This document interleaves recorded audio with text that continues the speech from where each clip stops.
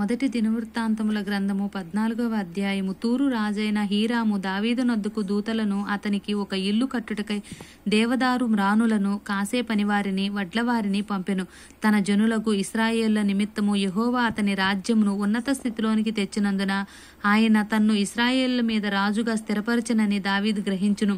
పిమ్మట యెరూషలేమునందు దావీదు ఇంకా కొందరు స్త్రీలను వివాహము చేసుకుని ఇంకా కుమారులను కుమార్తెలను కనెను. యెరూషలేమునందు అతనికి పుట్టిన కుమారుల పేరులేవనగా షమ్మూయ, శోబాలు, నాతాను, సొలొమోను, ఈబారు, ఎలీషూవ, ఎల్పాలేటు, నోగహు, నెపెగు, యాఫియా, ఎలీషామా, బెయల్యాదా, ఎలీపేలేటు.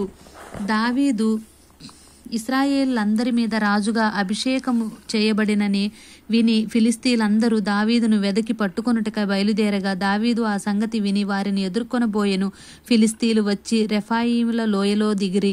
ఫిలిస్తీన్ల మీదకి నేను పోయిన ఎడల నీవు వారిని నా చేతికి అప్పగించుదువా అని దావీదు దేవుని యొద్ద విచారణ చేయగా యెహోవా పొమ్ము, నేను వారిని నీ చేతికి అప్పగించదనని సెలవిచ్చెను. వారు బయల్పెరాజీమునకు వచ్చినప్పుడు దావీదు అచ్చట వారిని హతము చేసి జల ప్రవాహములు కొట్టుకొని పోవునట్లు యెహోవా నా శత్రువులను నా ఎదుట నిలవకుండా నాశనము చేసిననుకొని ఆ స్థలమునకు బయల్పెరాజీము అను పేరు పెట్టెను. వారు అచ్చట తమ దేవతలను విడిచిపెట్టి పోగా వారిని అగ్నిచేత కాల్చివేయవలనని దావీదు సెలవిచ్చెను.